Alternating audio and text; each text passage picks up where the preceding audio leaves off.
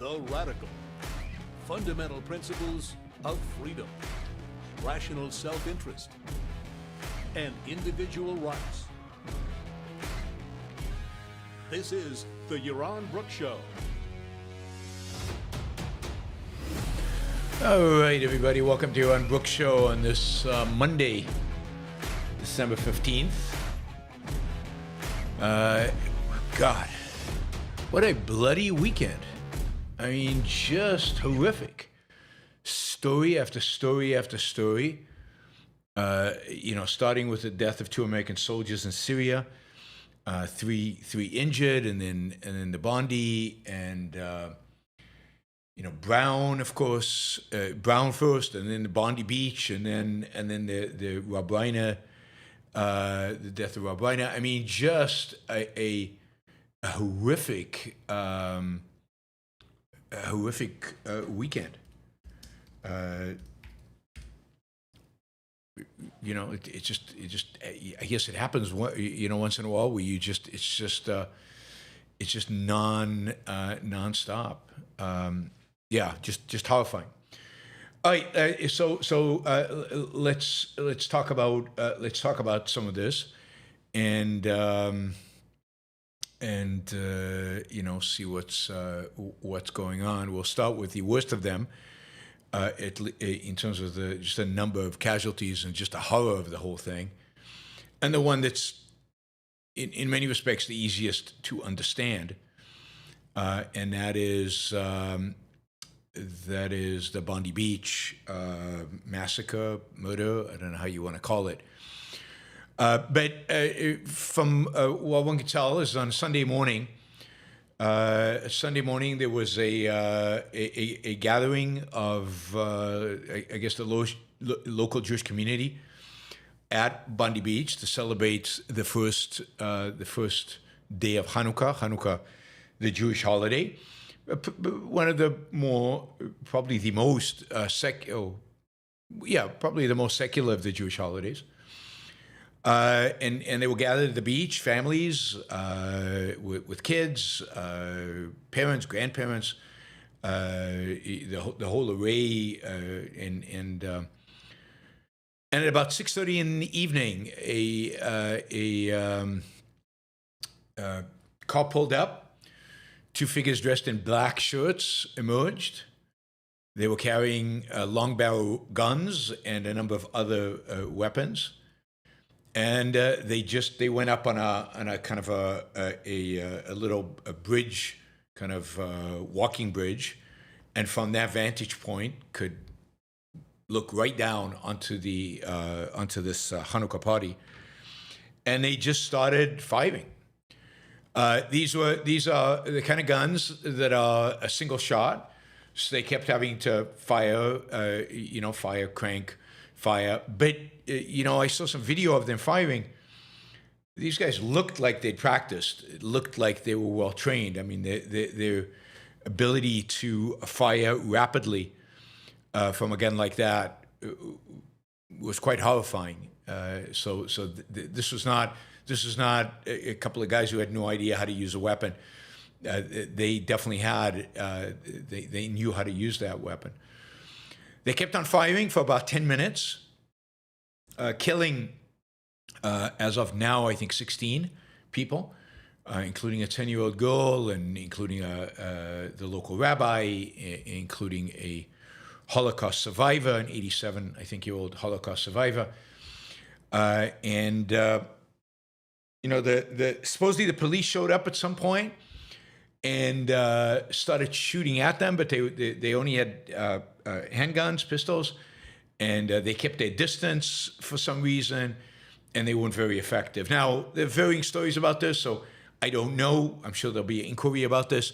Some people said that some of the police were hiding because they were afraid, and others said they were there, but they were firing, and the firing was ineffective because they kept their distance, and their pistols they can't compete with long guns. Finally, one of the shooters came down off the bridge, and you can see video of this, and starts approaching a line of cars parked there, and I guess across the street is where this party is, starting to move directly towards them, where he could have done unbelievable damage. And a passerby, a guy who was just who was there, jumped him, and you can see the video of this, and it's quite amazing. This guy kind of comes in from between two parked cars and just leaps on the guy from behind, and wrestles with him and takes the gun away from him.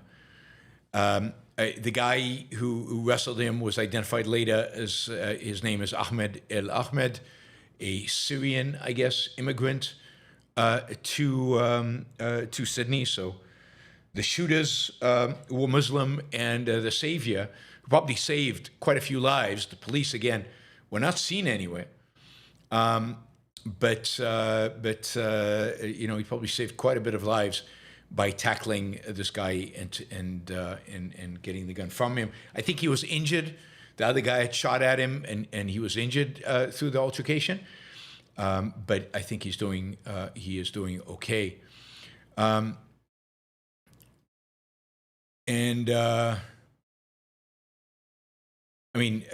was at least one policewoman who was shot on a bulletproof vest.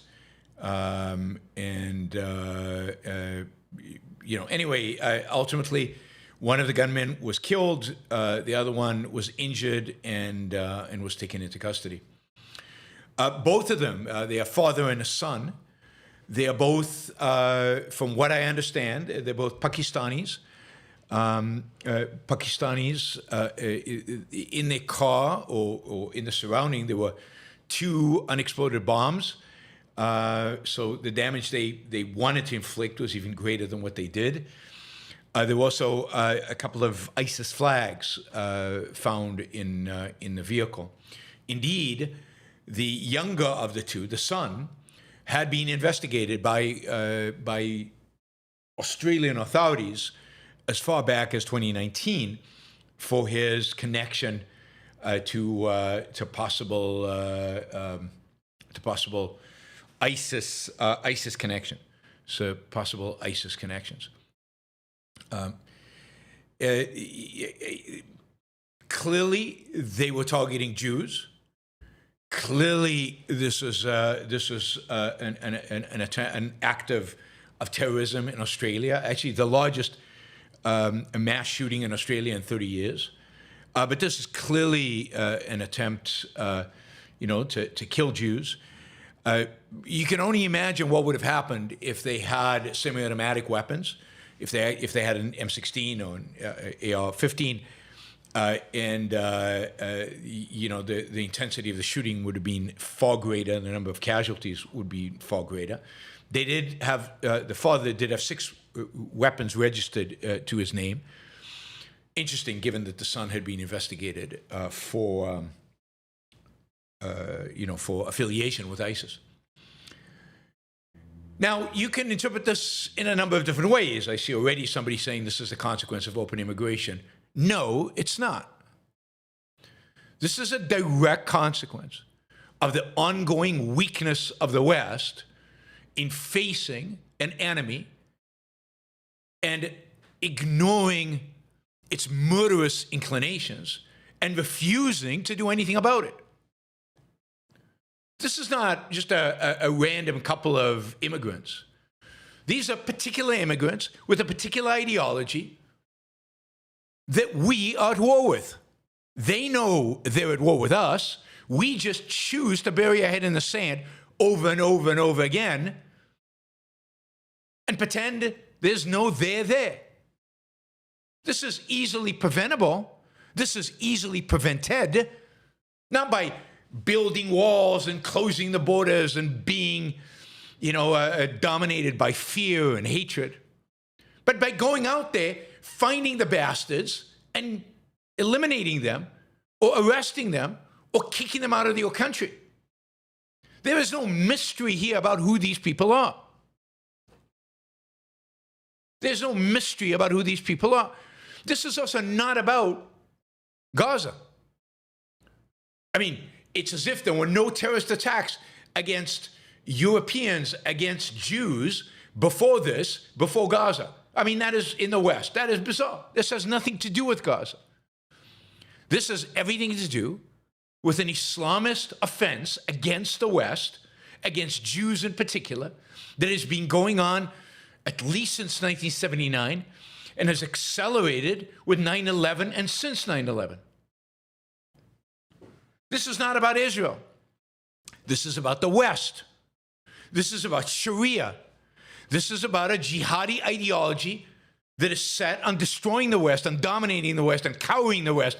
Exactly what they want is for you to build walls. They want to destroy what makes the West the West. They want you to be afraid. They want you to cower. They want you to build bunkers and hide. And what do Western leaders do? Oh, they respond with grief and condolences and sympathy and horror. And this is just ridiculous. This is just awful. I mean, it's just like after Charlie Hebdo, 2015, which, if I remember right, Charlie Hebdo was not about Gaza. Couldn't have been. Anyway, Charlie Hebdo, everybody went out, Je suis Charlie. They went out in the streets. And what did they do? What did they do after they demonstrated? Millions of French people demonstrated in the streets with Je suis Charlie. And what did they actually do? The French government, the French authorities, the French public, nothing. Bubkas, zero, nada. And repeated terrorist attacks after that. What did they do then? Nothing, zero, nada. I mean, I wish all these world leaders would not send condolences, because the blood is on their hands. The blood is on the hands of the President of the United States. The blood is on the hands of the Prime Minister of England and the Prime Minister of Ireland and the President of France and Germany and so on. They have continued to tolerate Islamists in our midst. They've continued to resist doing anything about this threat. They've continued to appease the jihadists within their midst. The blood here is on the hands of the Prime Minister of Australia, who has been repeatedly warned about the Islamist threat within Australia towards Jews and towards Australians. In all these countries, Islamists, the Muslim Brotherhood, or Iranian-backed Islamists, whatever variety they have, are coddled by the authorities. They are tolerated. They are, a massive understanding is given to them. They're allowed to shut down the centers of every major Western city and declare to the world that they will globalize the Intifada. Well, yesterday, the Intifada was globalized. You have a mayor of New York City who believes in globalizing the Intifada. I'm sure he will send his condolences to the families in Sydney. But the blood is on his hands. The blood is on every human being who went out into the streets to talk about globalizing the Intifada mindlessly, without thinking about, or maybe with thinking about, what Intifada actually means. I mean, it is truly despicable for global leaders just to pretend and just to go on as if nothing happened. Yes, they will send their condolences. Yes, they will cry. Yes, they will shed fake tears. But will they actually do anything? Will they finally declare war on Islamism? It turns out none of this was particularly, surprising, right? The police have been, have known about the son and his connections to ISIS, but they didn't believe he posed an immediate threat. Oh, I mean, connection to ISIS, but you don't pose a threat. I mean, connection to ISIS should be grounds for, interrogation, maybe deportation, maybe active monitoring. I mean, basically connection to ISIS is connection to the enemy. But you have to declare the enemy. You actually go to war with an enemy. until the West decides to take this seriously, this threat seriously, which they should have done post 9/11, or even before that, but certainly post 9/11, and actually declare this ideology an enemy, declare anybody who supports this ideology an enemy, anybody with connection to ISIS is committing treason and should be tried for treason.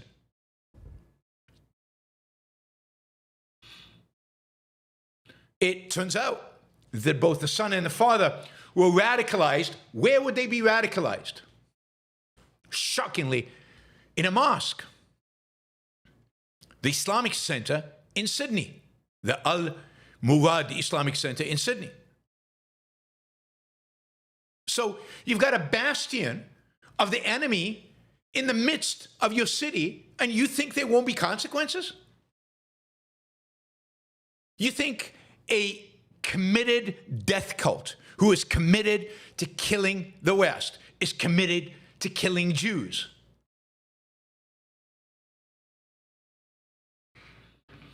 Is not going to become violent? You don't have to ban every mosque. Again, a little bit of differentiation, people, a little bit of thinking. I know it's hard.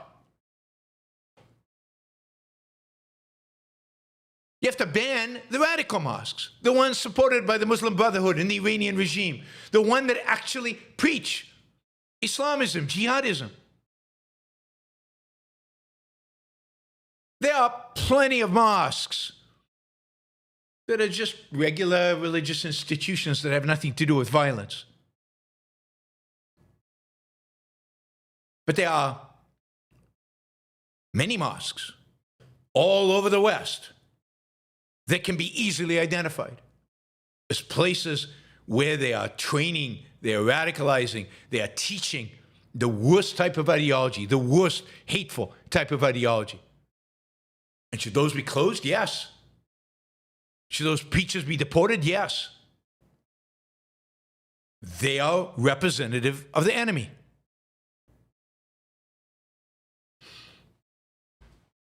No, but everybody would rather just hunker down, build walls. Let's pretend it doesn't exist, or let's just build walls and not let them in. As if they can't come in other ways, as if they can't commit terrorism without coming in legally.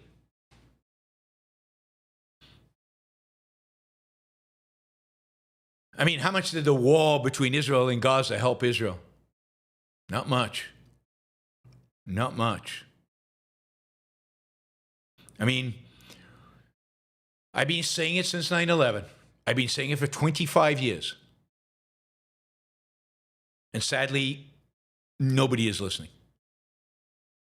You want to stop this? It's easy. Take out the people who fund it. Take out the people who promote it. Take out the people who make this possible. Not that many of them. It's Iran and probably Qatar. Those are the two countries. They fund it all. You know, make sure, Pakistan, the Trump administration is selling weapons to the Pakistanis. The Pakistanis are Trump's best friends. They nominated him for Nobel Peace Prize. How about making it a condition for getting anything from the United States, that they shut down all the terrorist training camps that they have there? There's some rumors that these guys went to Pakistan and got trained on weapons. I don't know if that's true or not. But how about just shutting down the terrorist camps in Pakistan, which are funded? I bet you, I guarantee you, that the funding is coming in from Qatar and from Iran.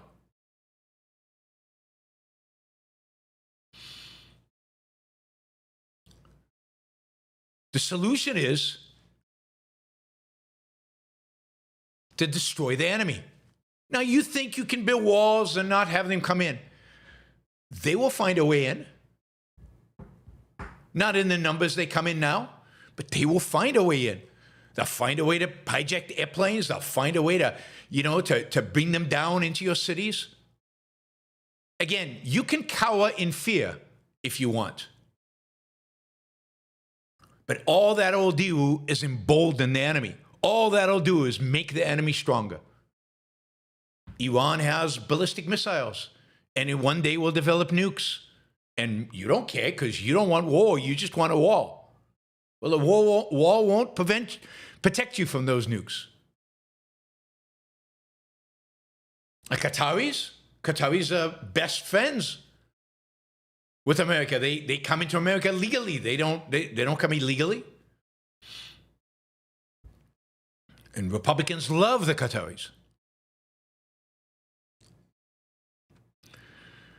According to Israeli media, Israel reported the Mossad notified Australia's intelligence services about the Iranian regime-backed terror infrastructure in the country that was planning to carry out attacks on Jewish targets a month ago.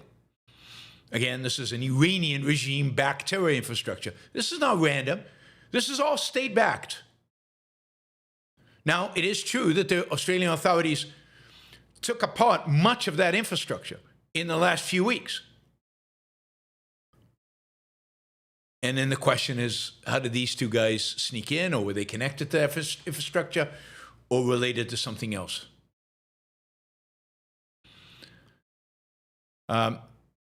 Truly tragic, truly horrific, but nobody wants to learn the lesson.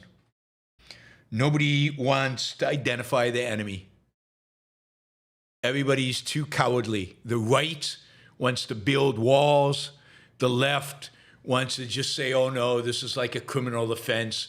We can't do anything about it. Shit happens. And neither the right nor the left actually wants to take the simple action that wouldn't take that much time, wouldn't take that much effort, wouldn't cost that much money to basically stop this once and for all. Again, I've been advocating for this since 9/11, really well before 9/11, and nothing. All right, sad. And here's part of the problem. Before the Bondi incident, there was an incident in Syria in which 2 American soldiers were killed, 3 were injured, a number of Syrian security forces were killed as well, or one was. I thought Trump took, all our troops out of Syria, 6 years ago. I thought he was committed to getting all the troops home from Syria and from Iraq. I'll just note, you can add that to one of the many, many lies that Donald Trump tells. But we have about 1,000 troops in Syria, 1,000 soldiers in Syria, trying to clean up the mess that is ISIS.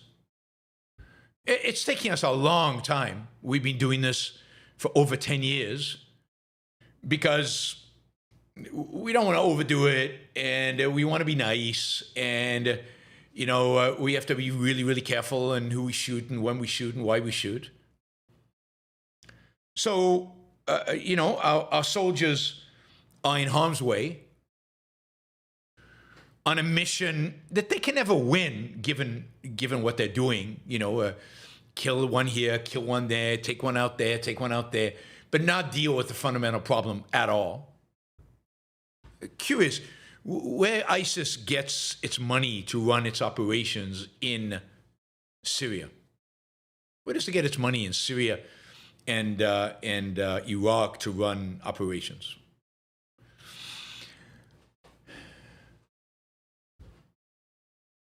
And then it turns out that the guy who killed the Syrian who killed the 2 American soldiers actually worked for the Syrian security forces. Now, supposedly, who knows? He was identified just a few days ago as a risk factor. He was identified as having extremist ideas, maybe still being affiliated with ISIS, and was about to be fired from his position in the Syrian security forces. Indeed, Friday was his last day, and he took the opportunity in his last day to kill a couple of Americans, to ambush them. And this, of course, in the context of a regime in Syria that is being pampered by the Trump administration, a Syrian leader who has been invited to the White House and being given the royal treatment in the White House, who was a member of Al-Qaeda and of ISIS in his past, who was supposedly reformed, and is now, I don't know what he is. He's certainly not he's pretending to love the West, but his roots, his ideological roots and his ideological commitment is clearly to the Islamist cause. His number one supporter is the Turkish government, again, committed to an Islamist cause. And yet, what do we do about any of that? What do we do about any of that? Nothing. We coddle him. We support him. We put pressure on Israel to appease him. Here's a regime that is thoroughly infiltrated by ISIS and Al-Qaeda and other Islamists of various types, with a leader that is playing moderate, just like the leaders of Qatar play the moderates, while they undermine the West in a variety of different means, by funding terrorism, by funding our universities to teach the evils of the West, by funding groups that go out there and create havoc online in our social media.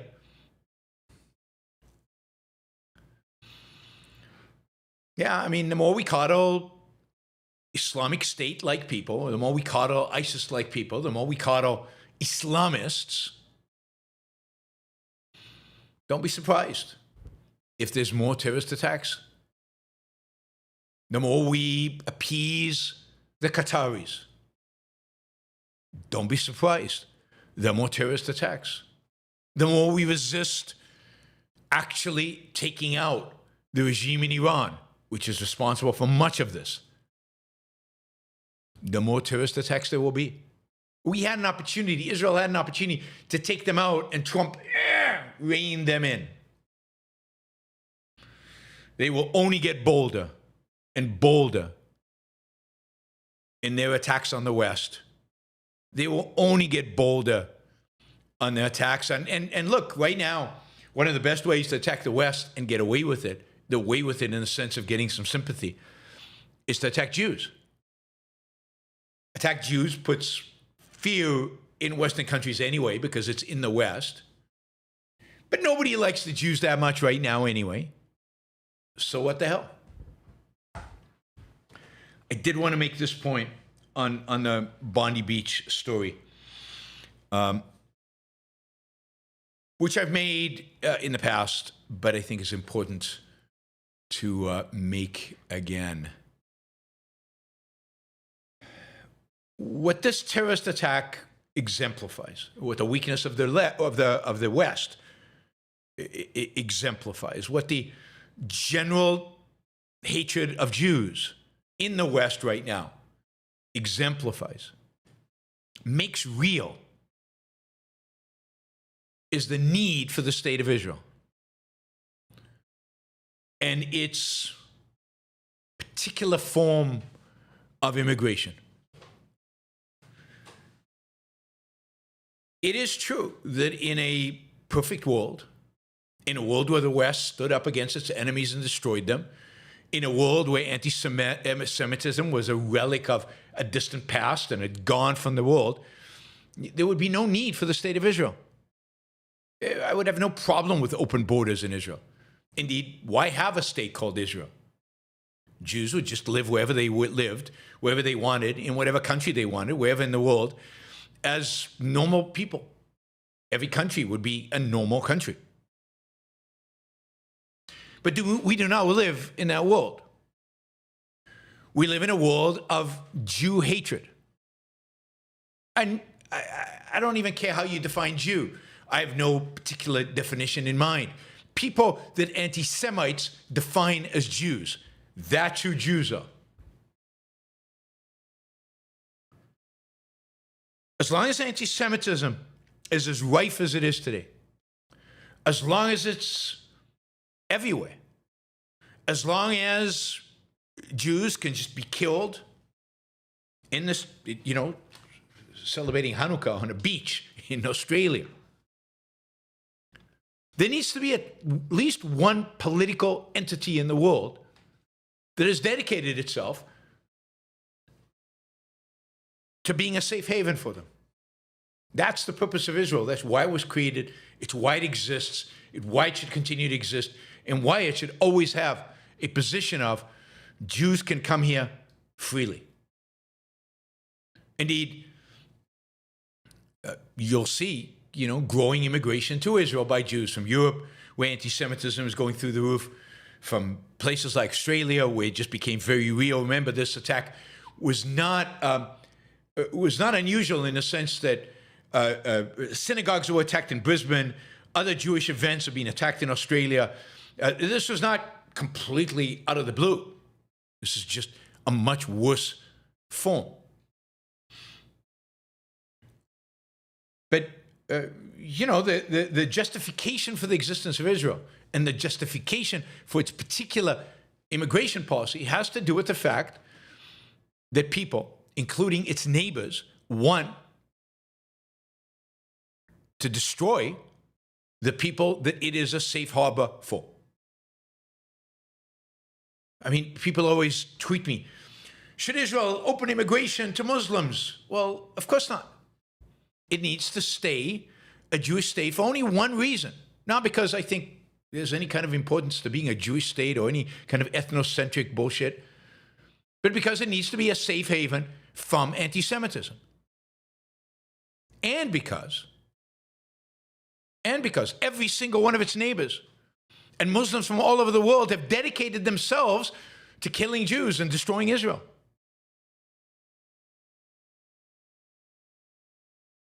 People compare that to immigration to the United States. The United States was not created to preserve a people that were being killed and slaughtered elsewhere. And nobody wants, really, no immigrant wants, maybe a few, handful, to destroy America. The Mexicans are not coming over the border, or the Guatemalans, or the El Salvadorians, or the Venezuelans are not coming across the border to destroy America.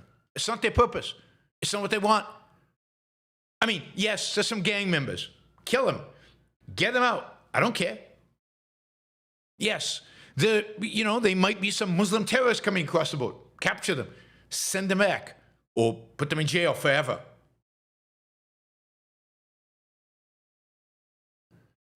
But really? How can you compare the two countries?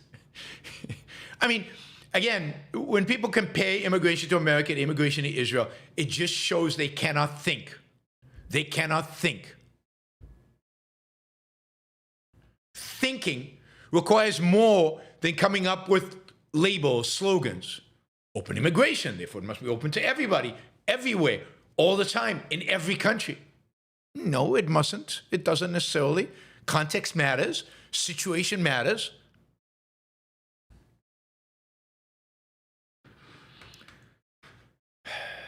State of the world is, I'll put it this way. The state of people on Twitter is very, very, very depressing. Very depressing. All right, two events that at least for now are not related to the Islamist threat to the West. On Saturday,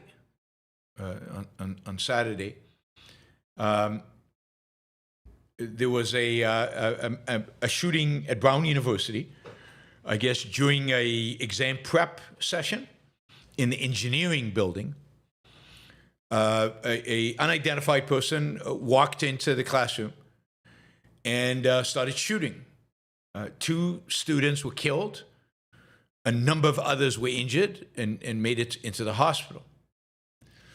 The two students that killed were Muhammad Aziz Umbukzokov, who was a student from Uzbekistan in Central Asia. The other was the head of the Young Republicans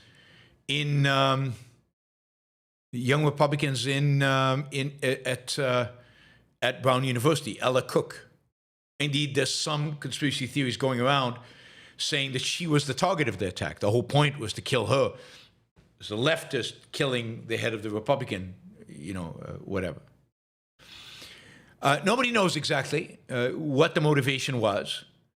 Nobody knows who did it, why he was doing it. At some point yesterday, supposedly a person of interest was taken into custody. An army vet who was a student at Brown, a young man, but it turned out that he is not the suspect anymore, and he was released earlier today. At this point, there is no suspect. They do not know who did it. They don't know why he did it. The people on the campus of Brown University are concerned because the killer is still loose, which is rare in events like this. They're usually caught pretty quickly.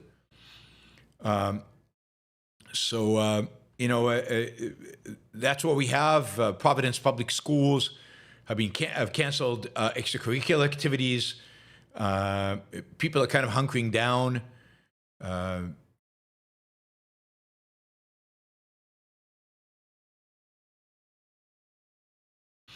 It turns out the Uzbek student who was killed, his dream was to be a surgeon. He was quite a brilliant kid. It is truly sad. This young woman, Ella Cook, just terrific. Just life snuffed out for no particular reason.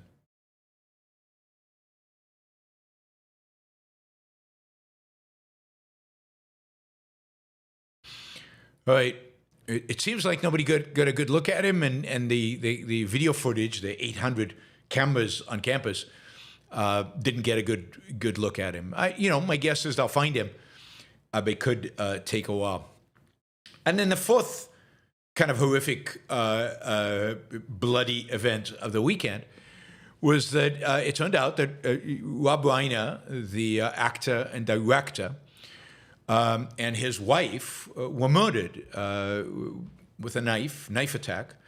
It appears they were murdered by their son who had a drug problem and who was, I guess, homeless for a while. But I don't know the details, and it sounds like a horrible, miserable thing. But Rob Reiner and his wife, just stabbed to death. He was 78, I think, and an amazing career. A real leftist, without any question, ideologically, clearly of the left wing, but yet quite an amazing artist. I remember Rob Reiner from All in the Family, the TV series in the 1970s, where he played the leftist, right? He played the leftist, opposite Archie Bunker, kind of I guess, a MAGA guy before his time. I mean, Archie Bunker would fit into MAGA perfectly today. What was this? What's that? I'm just, I'm trying to, sorry, I'm just looking up something.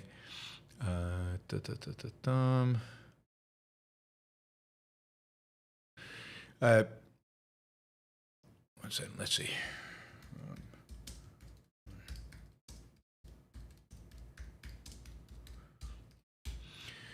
Reiner directed a lot of pretty amazing films. The Princess Bride. I don't know who doesn't like The Princess Bride. This is Spinal Tap, 1984. Stand By Me, a real classic about a teacher. When Harry Met Sally. Misery, which is, a super intense movie. A Few Good Men was actually really good. Let's see, The Wolf on Wall Street, Sleepless in Seattle. Looking for other movies that he directed. There's a bunch of them, but a lot of them I don't know. Those are the ones I really know. Those are the ones that are the famous ones. Looking at these others. Yeah, nothing really comes to mind. Okay, so those are the movies. Those are pretty amazing. So he had quite a career. As I said, he was quite a leftist and very, very anti-Trump. And as you would expect, Trump had the perfect response to Rob Reiner's death. The extent to which Trump is a despicable human being it's just hard to fathom. Just hard to fathom how ugly of a soul this man has.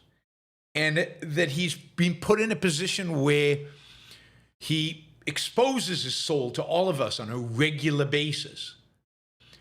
And people cheer. People cheer in response. So this is what Donald Trump wrote. A very sad thing happened last night in Hollywood. Rob Reiner, a tortured and struggling, but once very talented movie director and comedy star, has passed away together with his wife, Michelle. Reportedly, due to the anger he caused others through his massive, unyielding, and incurable affliction with a mind-crippling disease known as Trump derangement syndrome, something referred to as TDS. He was known to have driven people crazy by his raging obsession of President Donald J. Trump, with his obvious paranoia reaching new heights as the Trump administration surpassed all goals and expectations of greatness, and with the golden age of America upon us, perhaps like never before. May Rob and Michelle rest in peace. Talk about disgusting. Yes, Trump didn't say that. He posted that. He posted that on Truth, whatever he calls it. It's being reposted all over Twitter. Basically, Rob Reiner died of Trump derangement syndrome. It's just unthinkable that this man is our president. It's just crazy.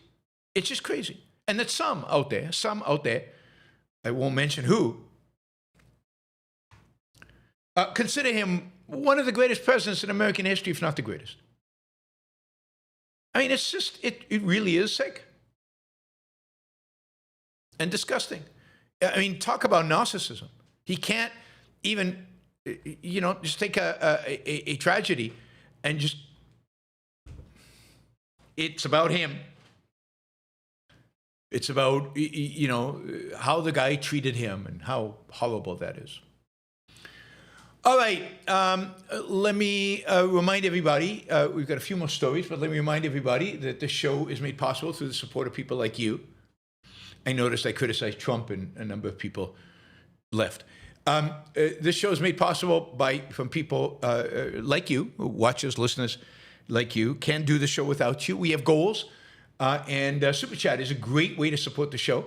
It's also a great way to set the nature of the show. Ask questions, and I'll answer all the questions, even the obnoxious ones. So feel free to ask a question, put some dollars behind it, show support for the show, value for value. You're listening, you get something out of the show. Trade with me, value for value. So that was a horrible, bloody weekend. Beyond that, more bad news coming out of Hong Kong. Jimmy Lai is one of the great entrepreneurs of the 20th century. Jimmy Lai is a man who came to Hong Kong with nothing but the shirt on his back, literally nothing, as a teenager. He came alone. He worked as a worker in the textile industry in Hong Kong, in the sweatshops of Hong Kong. He saved money and he bought one of those factories, and he became an incredibly successful businessman, ultimately selling his business holdings in the textile industry and investing the money in a media industry. I think it was called Apple. His media industry focused on Hong Kong being a free country and spent much of the ink on criticizing the communist Chinese regime, the authoritarianism of the Chinese, and then the Chinese attempt, and successful attempt ultimately, to take over Hong Kong. He supported the anti-government demonstrations that engulfed Hong Kong in 2019. And he really did represent, even though he was, at the time, 70, well into his 70s. He represented this movement that was primarily a movement of young people opposing China's ever-growing infringement on the island. When China took over the island and taking advantage of COVID, when the world was distracted, not that the world would have done anything anyway, it took over the island. They arrested Jimmy Lai, and I think it was Friday probably, that he was finally found guilty by the court in Hong Kong, found guilty of violating the national security, the national security laws that China had imposed on the island.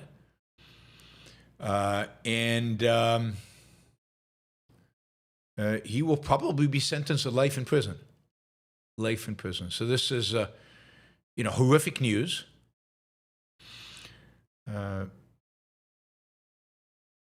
Taiwan has condemned it. We'll see if any other countries condemn it, but Taiwan has condemned it. It is said that the verdict undermines the Hong Kong government's efforts to paint a better picture of the city. To quote them, no amount of storytelling could cover up the fact that it suppresses freedom of speech and persecutes democratic activists. The chief executive of Hong Kong, in effect the Chinese governor of Hong Kong, said after the verdict that Jimmy Lai had used Apple Daily, which was the publication, to create social conflict and incite hatred against China and Hong Kong. His actions were shameful and intentions malicious, they are happy with the verdict of the court. So again, one of the great entrepreneurs. He was a billionaire. One of the great entrepreneurs. One of the great figures in Hong Kong's fight for freedom, for liberty. Found guilty of violating the Chinese security laws, and will be spending the rest of his life probably in jail. He's 78. I think he's 78. 78 years old right now. All right.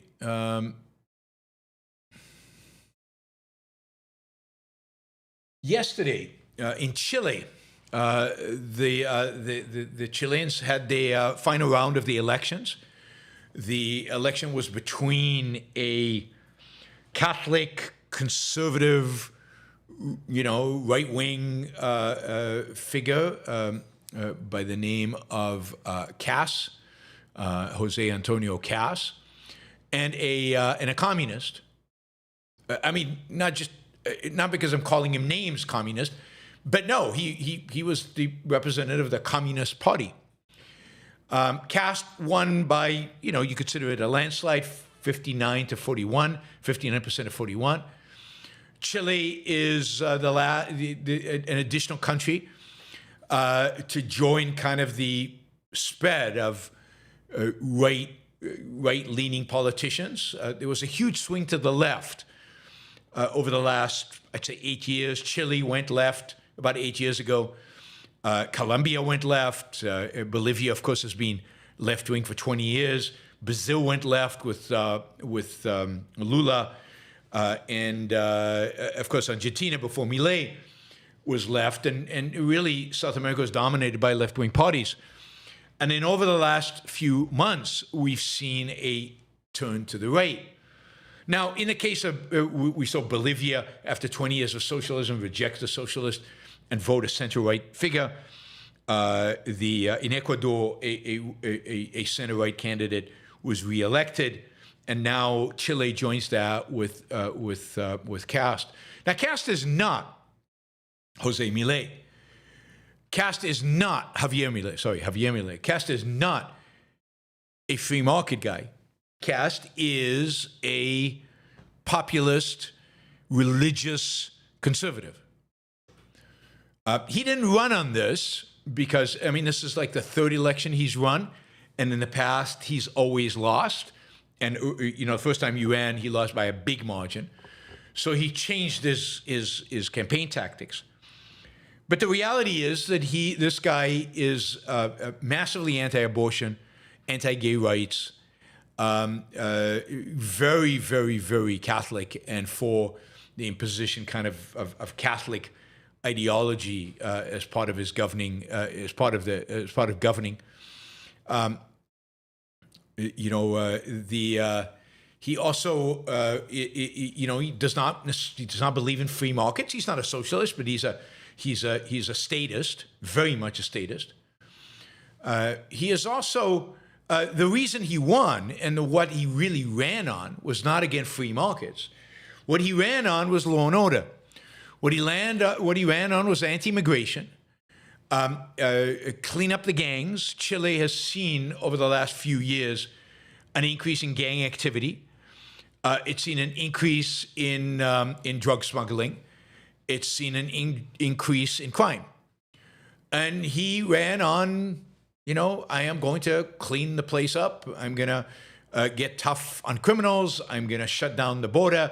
I guess there's quite a bit of illegal immigration from Venezuela coming in, and including some, I guess, Colombian and Venezuelan gangs.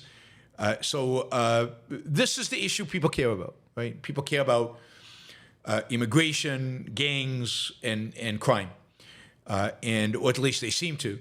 And he leveraged that to win. There was, in the previous round, there was actually a free market guy, Johannes Kaiser, who was a real, a free market Milei type candidate, not quite with the crazy charisma of Milei, but a free market guy who really stands for freedom.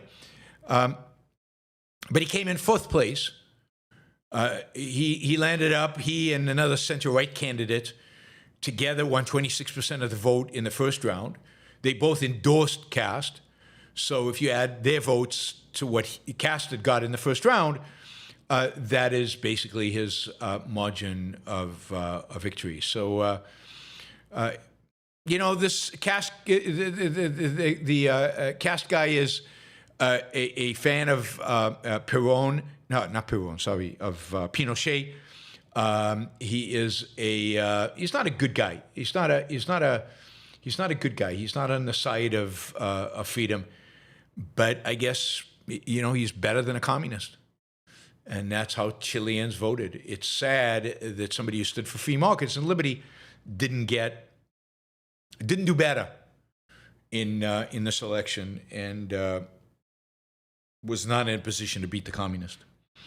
So Latin America is turning right wing, which will certainly make Trump happy. It's the kind of right wing Trump is, a statist right wing, not a freedom-loving right wing. But socialism is dying.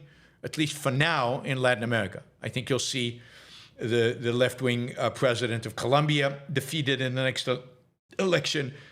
The big question mark is whether Lula can be defeated in Brazil, whether the anti-Lula forces can find a candidate who can rise up against him, and then ultimately, can anything be done about the left in Mexico? I mean, the left just dominates Mexico. They've taken over the country. They dominate the legislature. They dominate the presidency. Can that change anytime in the future? But at least Argentina now, Chile, Bolivia, Ecuador, all on the right of center, and hopefully Colombia will join them. And the big prize, of course, is Brazil if they can defeat Lula. All right, let's see. Yeah, that's that. What was the last story? Oh, Animal Farm. God. So Animal Farm is, of course, a short book, small book. I read it when I was a teenager.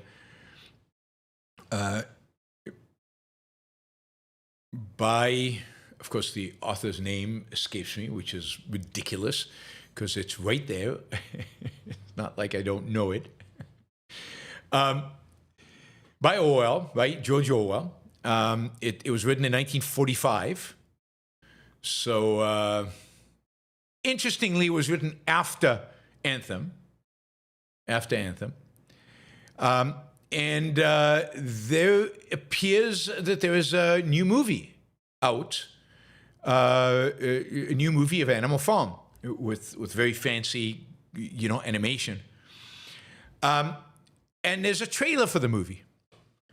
And if you watch the trailer of the movie, you will discover that rather than Animal Farm being a critique of totalitarianism, of communism, of Soviet Russia, the new Animal Farm, as adopted by these filmmakers, is now a movie that is, teaching us about the dangers of capitalism and corporate corruption.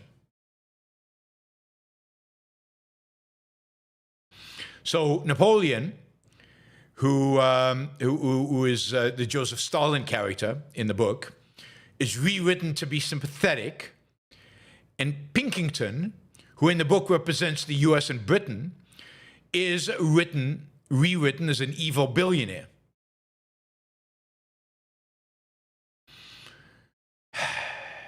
Can you imagine what, once Ayn Rand's works go into the public domain? Can you imagine what, people will do with her books, her ideas?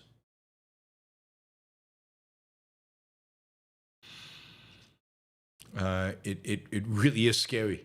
If they can do this, a simple book like 1984 and like Animal Farm, of course, let's wait for the remake of 1984, right? Can you imagine what that'll be like? All right, that is, I think, let's see, I had one other, yeah, we'll save that for another time. All right, that is the news for Monday, December 15th. I want to remind you guys that tonight we've got another show. I'll be hosting Vincent Geloso, who is an economist at, I think he's at George Mason University, is an assistant professor of economics at George Mason University, yes. He's a free market economist. He came to my attention when Trump imposed tariffs on Canada originally and was all becoming Canada 51st state and all of this. Vincent went online and said, Canada's response should be to lower tariffs in the United States. Lower tariffs in the United States. I thought that was brilliant. It was exactly what I was saying. Not very many people in public with that point of view. So check him out. We're going to be talking today primarily, we'll talk a little bit about trade, But we're talking about primarily about the age of the so-called robber barons. We'll be talking about what happened in the Gilded Age in the end of the 19th century, early 20th century. Who benefited during that period? How, what happened to inequality, for example? How did the economy? How to what extent did it grow? We keep hearing about great depressions during this period. Was there a depression? What happened during the Gilded Age in American history? And to what extent were the workers exploited by the capitalists? We'll talk about that with, so check us out, Vincent Gilloso, tonight at 7 p.m. East Coast time. Don't miss it. It'll be, he's incredibly knowledgeable. And, those of you interested in economics, interested in American history, definitely check it out. All right, we're going to turn to our super chat. We've just made, because of Michael, we just made our first hour a goal, but we are into the second hour. We've got a lot of people watching today, so it would be nice if those of you watching came in with just a sticker. It could be a small amount, anything. You don't even have to ask a question. You just click on that super chat button, and you can send a sticker with any kind of amount that will help support the show and be a trade between you and me. I said that, and a bunch of people disconnected. All right, a few of our sponsors. The Ayn Rand Institute is a sponsor. And the Ayn Rand Institute is reminding you that the Ayn Rand Institute Live, these are live courses that will be presented starting in January, live courses on objectivism by some of the our leading intellectuals. I will be doing a course, if you're interested, on public speaking via Zoom. It'll be a public speaking course, a kind of an entry-level public speaking course. It will be offered live. You will actually be making presentations live, and I will be critiquing them as part of this. So that'll be one of the offerings of Ayn Rand Institute Live. You can attend the classes live. You can just listen after the fact. You can do the homework, or you can skip the homework. You can attend, I guess, my public speaking course and not actually speaking class. Just hear me criticizing everybody else. You can, you should sign up for this. It's fantastic. Now, it does cost money, so there is a discount code given that you listen to Yaron Brook Show. That discount code is 26YBS, Yaron Brook Show, YBS 10, 26YBS 10. Just go to aynrand.org/start here. HendershotWealth.com/YBS. Hendershot Wealth. Hendershot with 2 T's.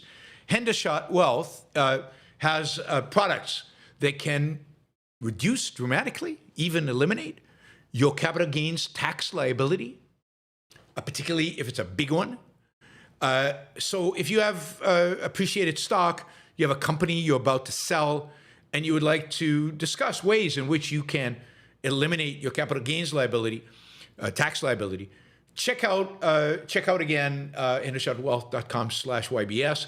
Also, there's an interview with Robert Hendershot that you can see on my playlists under sponsors. And let's see what else we've got. Michael Williams. Michael Williams is the owner of defendersofcapitalism.com. Check it out. I have been speaking and working with Michael on Defenders of Capitalism for 20 years, over 20 years now. Michael is a friend and again, a colleague in this effort to defend capitalism around the world. Check out the website and check out his work. It's affiliated. The program is run by the leadership program of the Rockies in Denver. And finally, Alex Epstein. Alex, of course, is the leading authority in the world on anything to do with energy, climate change, environmentalism. Check out his Substack, alexepstein.substack.com, alexepstein.substack.com. You will learn so much. You think you know stuff about electricity and about energy and about fossil fuels? Alex will really enlighten you and also provide you with talking points so you can better argue with relatives over Christmas dinner this coming season. Check out the Substack, alexepstein.substack.com. All right, we've got a bunch of stickers. Alan, thank you. John, thank you. YH something, LI, thank you. William, thank you. Carbon, thank you. Lincoln, thank you. Roland, thank you. Wow, that's great. Thank you guys for all of you. K. Demter, thank you. I'll know none of these are very large stickers, but it's greatly appreciated that you're willing to pay. Mike, thank you. You're willing to contribute something in exchange. Remo started it off with a value for value. Thank you, Remo. And let's see, I think I got everybody. Oh, Carl Meisenbach, thank you, Carl. Yeah, all right, we got everybody so far. So thank you. You can keep doing this. We've got a lot of people watching right now live, so feel free to jump in. If you watch it after the fact, you can do an applause, which is another super chat type feature where you don't have to be live to do, in a sense, a sticker. Finally, remind you, patreon.com.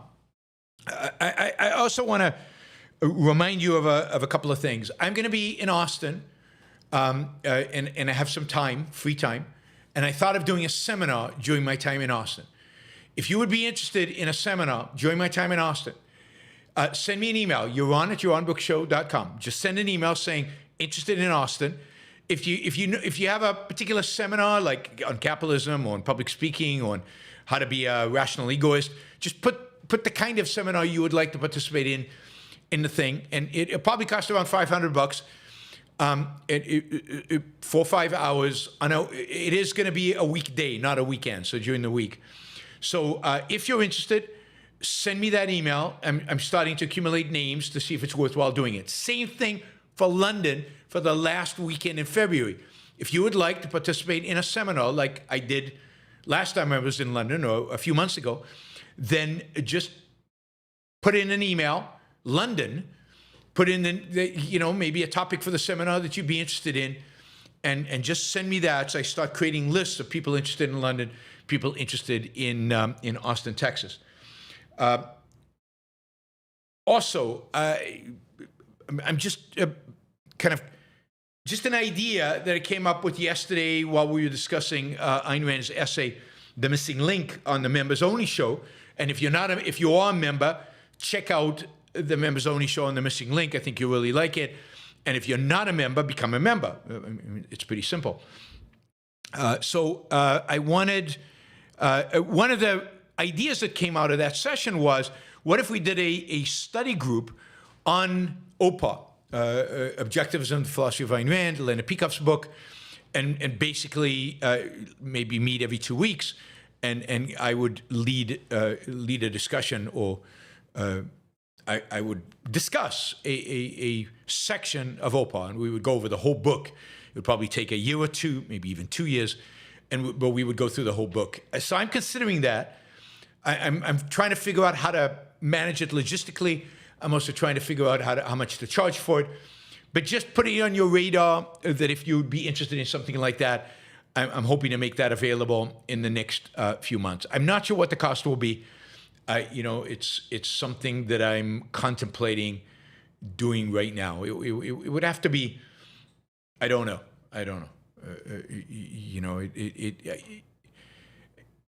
We might even do it by Zoom and have everybody on Zoom and really make it interactive. And if I do it that way, I don't want to be too large, so I might charge more money. Anyway, we'll see. Something to put on your screen. What else did I want? Yeah, we'll cap it at that. I'm sure there are other stuff. Oh yeah, I want to remind you about the Rand's Day conference. Just do randsday.com, Rand with an S, day.com. At the bottom of that screen, there's a link to the conference page. That's at the end of January, very last weekend in January. And it'll be a conference I'll be speaking at. Prices go up at the end of December, so make sure that if you want to come, and you should come, it's a lot of fun.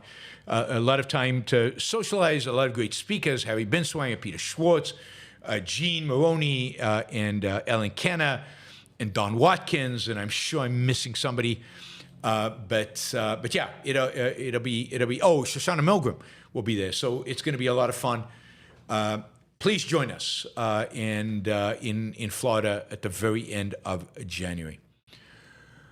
All right. Let's see. Rafael says that would be amazing. Jennifer says Zoom would be nice. Yeah, I mean, the challenge is going to be to figure out how much to charge for it, how to charge for it, how to schedule it, maybe every second week on a Sunday, something like that. Anyway, we'll figure this out, and I will let you know how we're going to do it. All right. You guys have been great while I've been chatting here in asking questions and doing stickers and getting us to the target. Thank you. All right, let's start. Let's see. I always go with the largest amount of money contributed. So let's start with Rob. 80 Australian dollars. Rob is in Australia. He says, people who live in Bondi tend to be successful, optimistic, and ambitious. I love taking my young son there to enjoy the atmosphere and uplifting sense of life. Those two animals were not worthy of such a place. I feel deeply sad about it all. Yeah, I mean, I completely get it. And yes, I mean, Bondi Beach is one of the most famous beaches in the world. I mean, Sydney is truly one of the most beautiful cities in the world. Bondi Beach is the main beach or the most famous beach in Sydney, I think. And yes, the homes, the condos that line the street that borders the beach, is a wealthy place. It's a place of successful people. I actually gave a talk not far from there in somebody's home, and actually the local head of the Jewish organization there in 2024. Nikos was with me. The two of us each gave a talk at this guy's house. A few people from the Jewish community came. I hope that none of the people who were there were the victims, but I don't know. But it was a beautiful home overlooking the ocean in Sydney. Again, a beautiful city. And Australia is I've always thought of Australia as a very similar to the United States, very much like the United States, a kind of a can-do spirit and sense of life. And it's really tragic to see, but not surprising given what's been happening over the last few years and given the extent to which this leftist government in Australia has been constantly appeasing Islamists within Australia and the Islamists in Gaza. I mean, remember, this government recognized the Palestinian state as a reward for Hamas, for October 7th. And if you reward terrorists for the kind of brutality, barbarism of October 7th, it shouldn't shock you that that same barbarism shows up on your shores. Thank you, Rob. Really appreciate the support. And yes, I mean, the sad thing is the walking along Bondi Beach is not quite going to be the same. It's not quite going to be the same. Anthony, also from Australia, also 80 Australian dollars. Thank you. Your analysis of the Bondi Beach attack is spot on. Why is the West so afraid to identify the enemy? Nobody dares to mention the real cause, let alone then go after them. I'm left feeling totally empty. I mean, this is the reality. I mean, after 9/11, remember George Bush declared a war on terrorism. Not an Islamic terrorism, not an Islamism, not an Islamic extremism or fascism or Islamic totalitarianism or anything with the word Islam in it. Declared a war on terrorism. And then declared that Islam was a religion of peace. A month after 9/11, the Ramadan was celebrated in the White House. In the White House.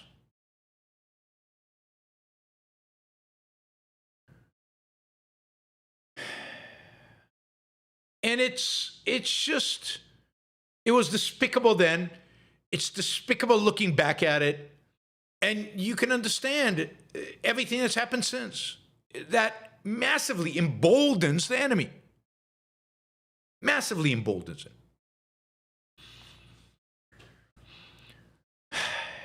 It's cowardly. It's cowardly because if you name the enemy, you actually have to do something about him. If you name the enemy, it suddenly becomes clear that you have many dealings with that enemy. Certainly post 9/11, Saudi Arabia was the home of much of Islamic fundamentalism, of the Islamist movement. And nobody wanted to acknowledge that. Iran jumps up as the number one. What do you do about Iran? Well, if you don't name the enemy, you don't have to do anything about Iran. But if you do name the enemy, you actually have to do something about them. And of course, if you name the enemy, you're naming a religion. And for religious people, that is very scary. And for secular people who've been taught, been raised on the idea that all cultures are the same, all ideas are equal, everything is the same.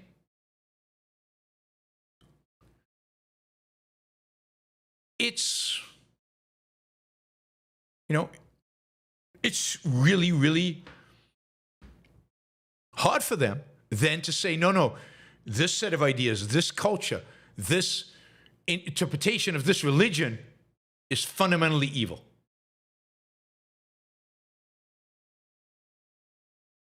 They just can't bring themselves to do it. It goes against their beliefs.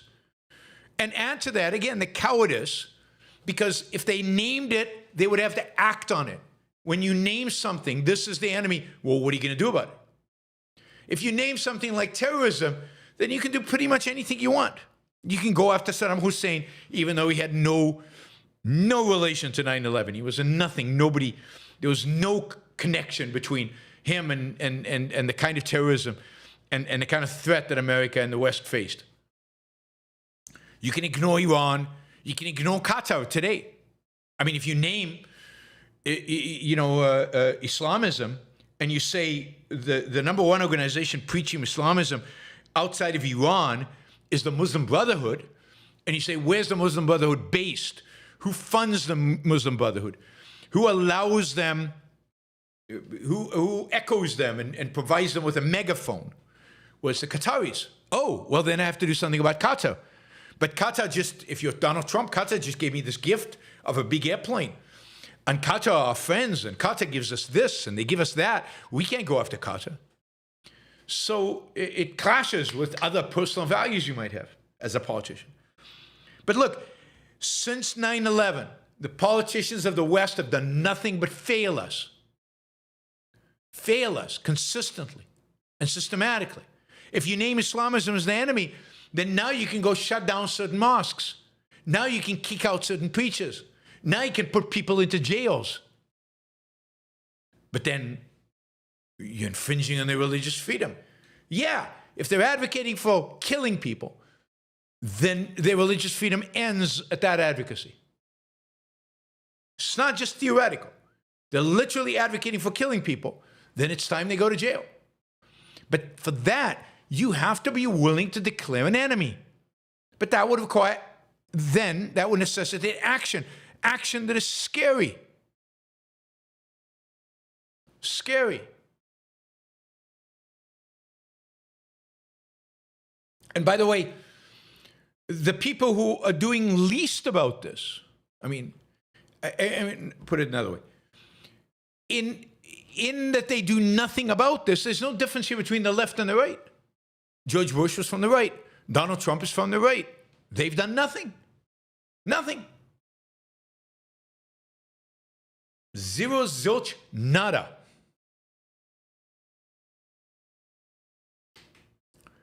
So,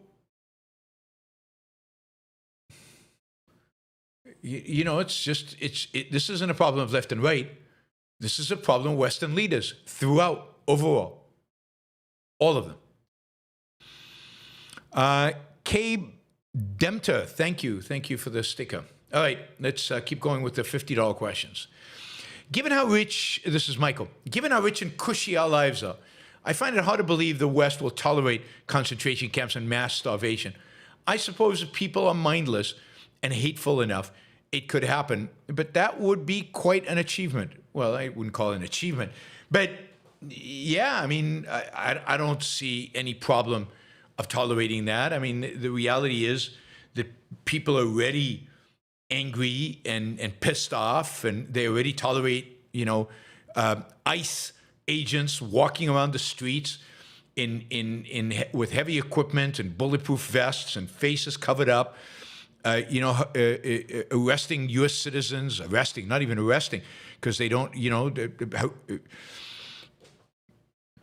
being violent against U.S. citizens and non-U.S. citizens, just in horrific ways, hardworking people.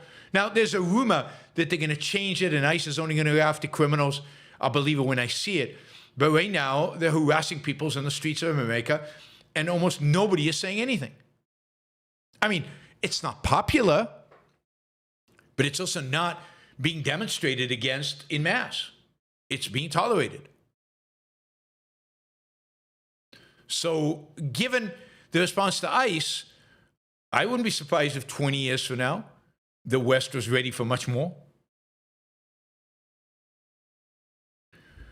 Rand, I could just send a super sticker, but they are all so silly. I can't bring myself to do it. So here's $50 in trade. I can't often listen live, but please know I always catch the show whenever I can. Thank you, Rand. Really, really appreciate the support. Thank you. Oh, and by the way, for all of you guys, I should have said this earlier. We'll be doing a big fundraising show December 31st, New Year's Eve, like I do every year. We're going to have a super aggressive fundraising targets. I hope a lot of you show up, and even for 5 or 10 minutes to come and do a sticker, do a super chat, ask questions. I'll be talking about kind of summarizing 2025 and looking forward to 2026. We'll be going for 4 hours from, somewhere around 1 p.m. East Coast time until 6 p.m. East Coast time. So join us. Hopefully it'll be a lot of fun. And it'll be an opportunity to support what we're doing here at the Yaron Brook Show.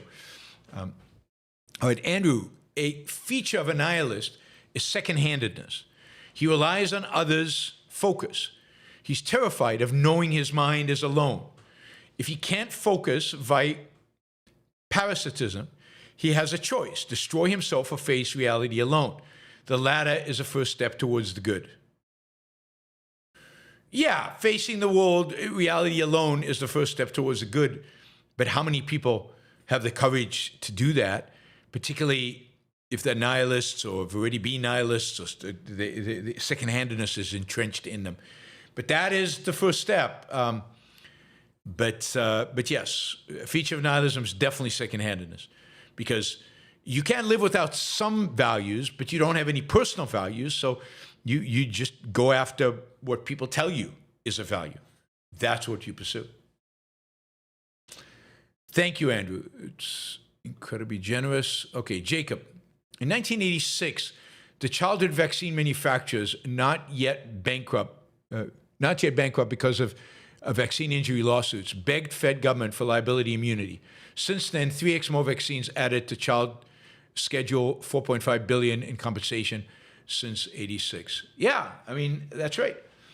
I mean, there's a number of problems here. One is amazing that the childhood vaccines have increased like that, because they have saved the lives and saved from pain and illness and misery hundreds of millions of children. So thank you to the drug manufacturers for manufacturing those vaccines. They're incredibly safe. They're some of the safest medications anybody takes anyway. Anybody takes anyway. I mean, it was just this massive study looking back at COVID vaccines. It was pretty amazing. This is a study that looked at tens of millions of people in Europe who had gotten the COVID vaccine. And not only did it find that all-cause mortality didn't go up as everybody expected, as all the conspiracy theories expected, but all-cause mortality actually went down. That somehow the COVID vaccines help shield people from other diseases. Another example of that, by the way, is the fact that there's now, I've seen a couple of studies now that have come out and say the shingles vaccine, which you should all get if you're over 50, the shingles vaccine is now correlated with, and again, we don't understand the causal mechanism, so I'm not going to say it's caused, but it's correlated with a significant decline in dementia. So if you get a shingles vaccine, dementia goes down. The probability that you'll get dementia goes down. At least it seems that way. That's amazing. So yay for the shingles vaccine. I got the shingles vaccine. So vaccines are amazing. So I don't know. Now, there is an issue in the United States. The issue in the United States is we live in a litigious society. We live in a place where people can sue for almost anything, where juries award ridiculous penalties on those lawsuits, where there is no standard. It used to be before the late 60s, early 70s, that the standard was you had to be negligent. Now you don't even have to be negligent. All you have to prove is harm. And somebody owes you something, which is a ridiculous standard. So it's wrong to give manufacturers a liability immunity. But it is also wrong to have a liability system unmoored from any kind of standards and from reality. So what we need is liability law reform, massive liability law reform. Nobody's talking about that. It's too complicated. It's too abstract. But it is a major problem in America. It's a major way in which we suppress economic growth. It's a major restriction on innovation and on businesses more broadly. And it needs to be reformed. There's a great book that was written in the 90s, I think, by Peter Huber called Liability. Highly recommended. Excellent book. But yeah, I mean, there shouldn't be liability immunity, and at the same time, one can hold that there shouldn't be liability immunity and still recognize that vaccines are one of the great human inventions, and vaccines are saving hundreds of millions of lives, not just lives, but life and pain and suffering. I had all the childhood diseases, so I got them all. And it was not pleasant at all. It was horrible.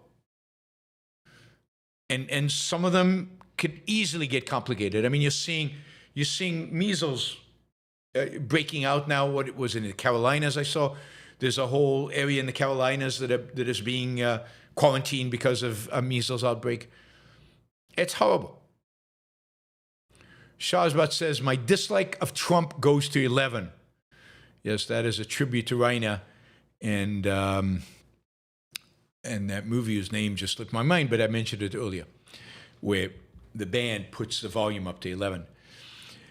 Kate Dempter, any advice or resources you have for dealing with a narcissist in personal life?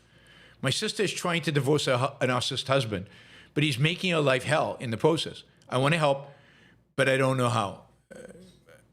Spinal Tap, thank you, Spinal Tap. Look, I don't really have any resources. I would say you just have to, a narcissist wants attention. So you just have to cut them off. You just have to minimize contact, give them no attention, because they feed off of their attention, and they use that to try to manipulate you.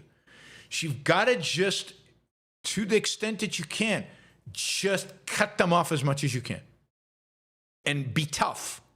Toughness and minimal contact, I think, is the way to do it. But I'm not an expert, certainly not a psychologist, and so I don't know. Joseph, food for thought. The natural-born requirement for the highest office goes against the spirit of the United States as a country when anyone could come and make it. Yeah, I think that's probably true. But it is in the Constitution. It's going to be very hard to change. All right, we got a bunch of $5, $10, $2, $5, $10 questions. All right, let's start with Remo. Does the Netflix bid make sense for Netflix shareholders? The market seems quite skeptical. Well, I mean, who am I to question the market? The market skepticism could be based on a number of things. It could be based on the fact that mergers often fail to produce the kind of results that are expected. That is, the synergies never materialize. There is a clash of corporate cultures. It's also possible that regulators might impose conditions on the merged entity that will make it very difficult for that merged entity to be profitable. I don't know, a separation of HBO Max from Netflix, some restrictions on how the studios release their movies. I don't know. It'll be interesting to see. I think generally in a merger and acquisition, when a buyer announced the purchase of, when Company A announced the purchase of Company B, the shares of Company A typically go down. Company B go up to the purchase, close to the purchase price the Company A is willing to pay. But the buyer shares usually go down because in most cases, not all cases, but in most cases, the expectation is that the merger will not be successful, or actually destroy value versus increase value. That's from bitter experience in mergers and acquisitions in the past. Now, again, it depends on the type of merger. It depends on market's estimation of the qualities of the CEO, the qualities of the synergies, if they're real, if they're how real and how wishful thinking are they. Tom, one result of the excellent March 2025 seminar in London is that I got motivated to write a historical novel. Wow. With a heroic theme. Stay tuned. Excellent. That is fun to hear. Excellent. I like numbers. Was Trump right to try to ban Muslim immigration? No. And he did it in such a pathetic, ridiculous way that it was stupid. The way he did it was stupid. So the whole ban on Muslim immigration was virtue signaling, because he didn't ban Muslims. He banned Muslims from a few countries, and those were the countries who didn't have real government, who couldn't protest. Most of an overwhelming majority of the terrorists on 9/11 were Saudis. Saudi Arabia, Muslims were not banned. If I remember right, Pakistani Muslims were not banned. Right now, it's not clear. And I don't know if Syrian Muslims right now are banned or not. But it was all political, smoke and mirrors. Is it legitimate to ban Muslims as you go to war with Islamism? Sure. But you have to declare war. Otherwise, there's no basis for which to ban Muslim immigration. You have to name them an enemy. You have to name the enemy, and then you can ban them. But Trump won't name the enemy, and he doesn't even ban them. It's just a joke. I mean, it's just a joke to appease you guys and make you think that he is on your side and is really, opposed to this enemy. Anim, how can we ID ISIS without checking social media? Well, I think you should check social media. You don't check social media on their phones when they come in. Hopefully, the NSA is tracking everything ISIS does. It's tracking social media generally. It's screening who is participating in the different social media ISIS stuff, and is warning people in terms of preventing them from coming into the country. This is done regularly. It's done all the time.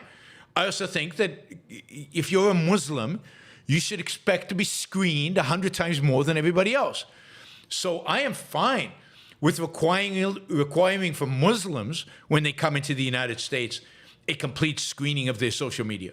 I just don't think it should be a generalized immigration policy, because what they're looking for is not whether you participate in a chat with ISIS. They'd probably let you in if you did. What they're looking for is, did you criticize Trump? And that would be the basis of kicking you out. They don't care about ISIS. They care about Trump's ego. So yeah, screen the hell out of Muslims. I have no problem with that. Really ramp up screening of Muslims, domestically and as they come into the country. All right, John, with his usual obnoxious question. If the solution is military, then how come Hungary and Poland don't have Islamic terror? Are their air forces bombing Saudi Arabia? Are they, what are they doing? You've asked this question before. Again, John repeats his questions. Not because John doesn't ask questions in order to get an answer. He asks questions as gotcha. Right? The reason Hungary and Poland are free of Islamic terrorism is because they don't accept Muslim immigrants into them as one feature of the immigration policy. But the reason, but if everybody didn't do that, if all of Europe banned Muslim immigration and then did nothing else, then Islamists would still attack Europe. They'd find other ways to attack Europe. They'd find ways to sneak in. They'd pretend not to be Muslim. They'd fly airplanes into it. They'd bomb the place. They still might not attack Poland and Hungary because nobody really cares that much about Poland and Hungary, particularly Hungary, which is a second, third-rate European country. Poland is now a rising country, so maybe in the future people will care about Poland. I mean, what are you going to get more bang for the buck out of? Attacking Warsaw or attacking Paris or London? I mean, there's no competition really, right? And by the way, there are other countries in Europe, would be my guess, where there's been no Islamic terrorism. Croatia. There's no Islamic terrorism in Croatia, as far as I can tell. I mean, maybe somebody can correct me. And Croatia borders a Muslim country, has Muslims in Croatia, and yet no Islamic terrorism there. Indeed, there are a number of countries in Europe that are Muslim. Albania is a Muslim country, a dominant majority Muslim. Kosovo and Bosnia, dominantly Muslim country. And yet, you don't hear much about terrorism coming from those countries.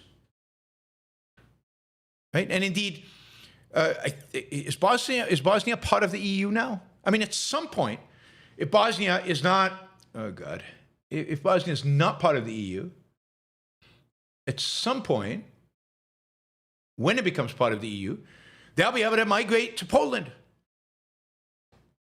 Amazing, huh? And Poland won't be able to stop it. They'll be part of the Schengen zones. So you can hide in Hungary and Poland if you want. I mean, even if Hungary and Poland are just not significant enough. It's not immigration that causes terrorism. It's ideology that causes terrorism. And as long as the ideology is allowed to spread and grow around the world, then maybe they won't kill you in Europe. Maybe they'll wait for Europeans to travel somewhere overseas and they'll kill them there. And of course, you know, as I said, there are plenty of Muslims in Europe already. If the ideology is allowed to spread, then they'll just travel within Europe, where there are no restrictions when you travel within Europe, and commit terrorism there. So this whole notion, and look, anybody who wants to live in Hungary is welcome to live in Hungary. It's it's a pretty poor place and a very unfree place. So yes, they don't have Muslims, yay, but nothing else much going for them.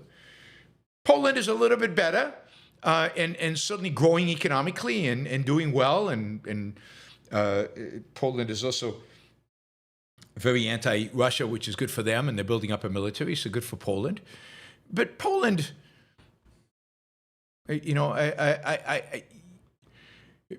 Poland would benefit from having more immigration, not less. It's got a lack of talent. It would grow even faster. Lincoln, with the Patriot Act, TSA, pointless Middle East wars for democracy, instead of stopping terrorism post 9/11, did bin Laden get what he wanted? Well, not fully, but certainly some. Our life gets harassed. We're harassed in our life. Right? Have there been any terrorist attacks in Switzerland? I'm curious. Anybody know of Islamic terrorist attacks in Switzerland? And yet Switzerland has a pretty large Islamic population. I mean, I know because I've been to in Geneva. Like if you go to a hotel in Geneva, I mean, there's a lot of Arabs and Muslims in Switzerland, but I don't remember any Islamic terrorist attack in Switzerland. So I don't know. Maybe it's not only related to whether you allow Muslims in or not. Maybe. Who knows? But the fact that ideas shape history and ideas shape the world, let's ignore ideas. We don't care about ideas. Let's just build walls and hunker down. And if we bury our head deep enough in the sand, they'll go away. The threat will just go away. I don't think they're all armed in Switzerland. I don't think people don't open carry in Switzerland. I don't think they're concealed carries in Switzerland. They have a gun in their home.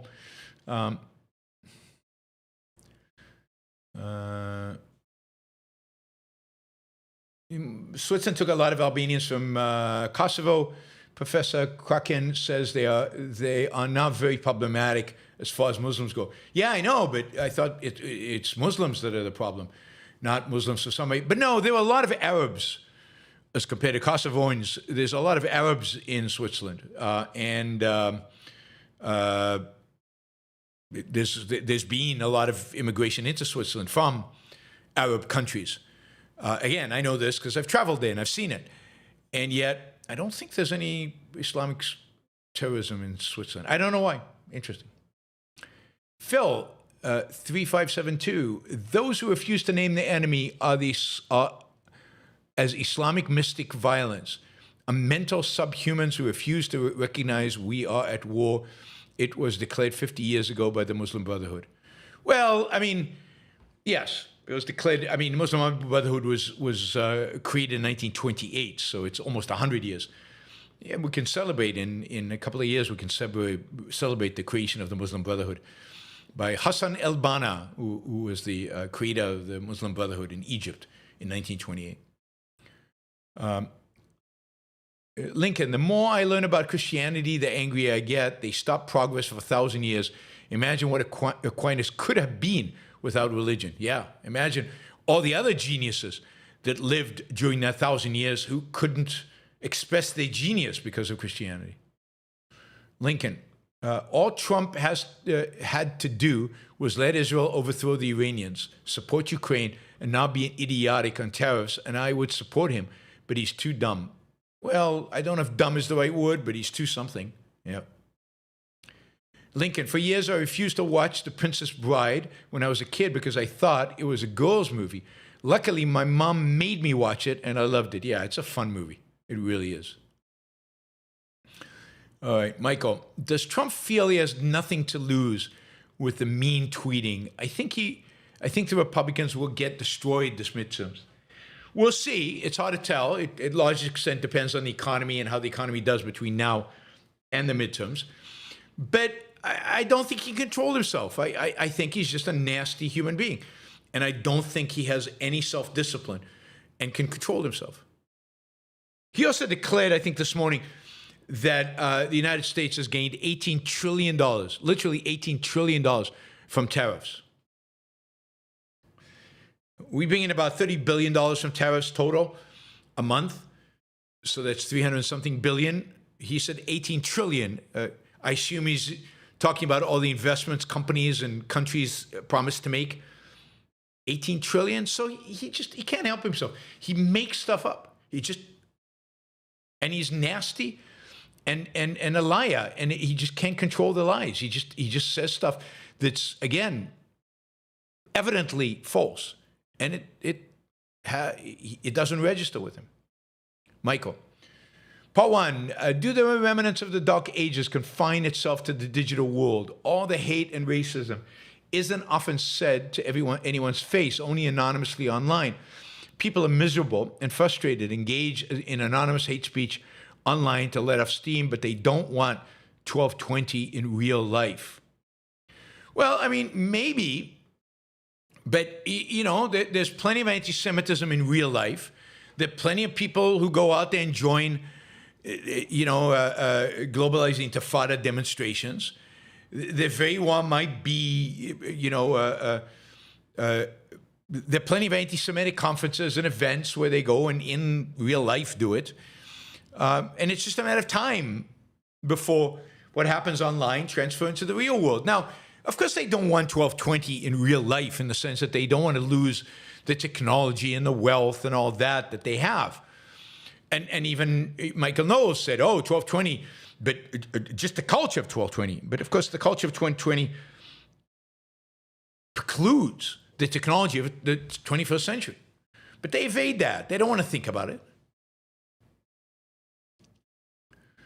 Jeff, the war between Gaza and Egypt seems to be doing the job they want, keeping the Palestinians out. Why do the Arabs support a right of return? They want to be rid of them. Yeah, I mean, they want to be rid of them. They want Israel to handle them, and they want to destroy Israel, and the right of return is a way to destroy Israel. So basically, you know, there are lots of Palestinians in Lebanon.